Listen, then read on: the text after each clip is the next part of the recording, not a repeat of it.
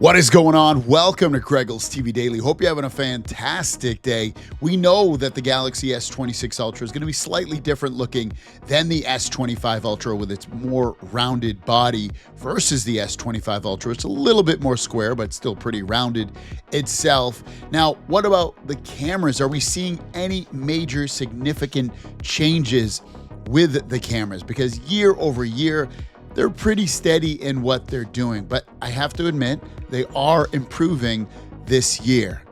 Not a ton, but definitely improvement overall. So let's go through a little quick comparison table first of all, and you can see that the S26 and S25 right next to each other with the same megapixels across the board, except now the 3x telephoto on the S26 Ultra is now 12 megapixels over the 10 on the S25 Ultra.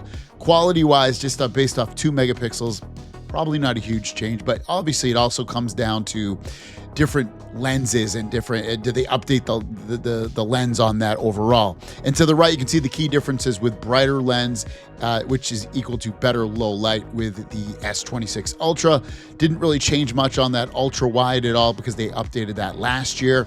The higher resolution here now on the 3x telephoto, and on the 5x, you're getting a wider aperture and improved low light. Now, to break that down even more, some of the more information that's coming out is that the 200 megapixel is now with a faster 1.4 aperture, estimated to improve light intake by 47% over the S25 Ultra. So photos that need more light, or you get more light, you're gonna get better looking photos on the S26 Ultra because the aperture is better now.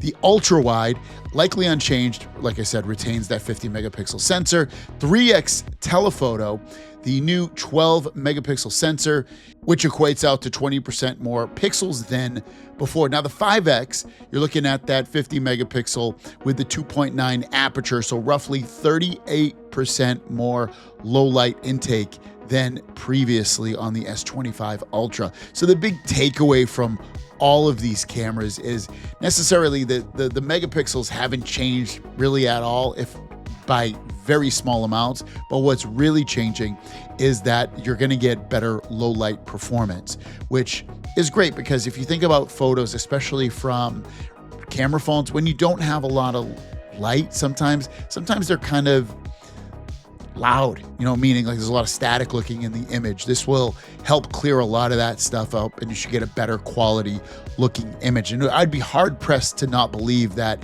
at the end of the day, that one of the big things about the S26 Ultra versus the previous generation is that the cameras will be improved, and people will say, hey, these pictures do look better because of that low light performance. So there you guys go. Not a lot of changes, like I said, on the camera so far, but there are some. Let me know your thoughts on this. We're still months away from this phone launching. It's still about 4 months away from launching. Still a long time, but still good to talk about in case you're thinking about, hey, should I get the 25 Ultra or should I get the 26 Ultra? Grab the 25 Ultra right now if you can, because you'll still get amazing trade-in value. You'll basically be able to trade that thing probably in for almost the same amount of money they're going to pay for it. You'll probably get close to $1,000 for trade-in.